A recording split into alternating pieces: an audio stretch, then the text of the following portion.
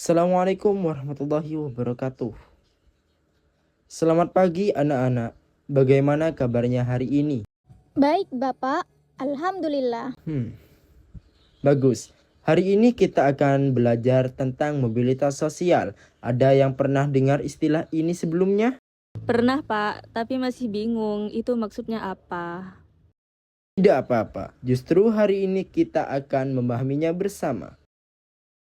Mobilitas sosial adalah perpindahan posisi seseorang dari satu lapisan sosial ke lapisan sosial lainnya, baik naik, turun, atau berpindah secara sejajar. Pak, maksudnya pindah kedudukan itu seperti apa? Contohnya seperti ini. Misalnya, ayah kamu awalnya seorang staf, lalu dipromosikan jadi manajer. Itu termasuk mobilitas sosial. Mobilitas vertikal adalah perpindahan status yang tidak sederajat. Ada dua jenis, naik dan turun. Contoh yang naik itu seperti apa, Pak? Misalnya, seorang karyawan menjadi kepala bagian itu disebut social climbing.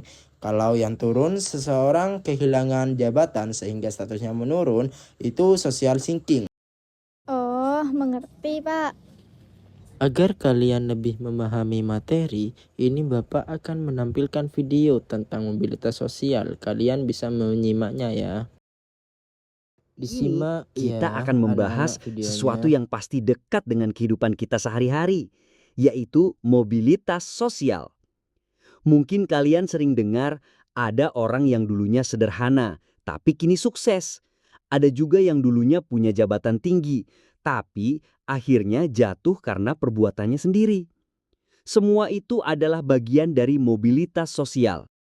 Mobilitas sosial adalah perpindahan status atau kedudukan seseorang dalam masyarakat. Bisa naik, bisa turun, atau hanya pindah peran. Contoh nyata di Indonesia, banyak. Ada anak petani yang jadi dosen. Sedangkan mobilitas horizontal adalah perpindahan kedudukan yang sederajat. Jadi kalau pindah tempat kerja tapi jabatannya tetap itu termasuk ya, Pak? Betul sekali. Misalnya, kepala cabang A dipindahkan ke kota B, tapi statusnya tetap kepala cabang. Sekarang, siapa yang tahu apa saja yang bisa mendorong mobilitas sosial?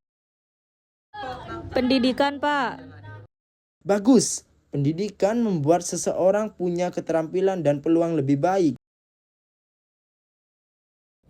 Kalau pindah ke kota termasuk, Pak. Iya, itu disebut urbanisasi. Banyak orang mencari kesempatan baru di kota. Terdapat beberapa jalur seseorang bisa mengalami mobilitas sosial. Yang pertama, pendidikan. Kedua, organisasi politik. Ketiga, organisasi ekonomi seperti koperasi. Dan keempat, organisasi profesi seperti PGRI atau ID. Berarti ikut organisasi bisa membuat status orang jadi naik, Pak. Betul, organisasi membantu memperjuangkan hak dan meningkatkan profesionalitas seseorang. Menurut kalian, apa dampak positif dari mobilitas sosial? Mungkin membuat seseorang lebih semangat, Pak.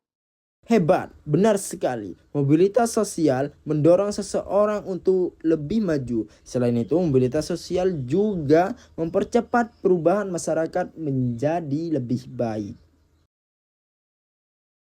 Anak-anak, mobilitas sosial adalah bagian dari kehidupan. Dengan pendidikan, usaha, dan kerja keras, kita semua bisa memperbaiki masa depan. Terima kasih, Pak. Penjelasannya mudah dipahami. Baiklah, sampai di sini materi kita hari ini. Jangan lupa pelajari kembali di rumah. Assalamualaikum warahmatullahi wabarakatuh. Waalaikumsalam warahmatullahi wabarakatuh.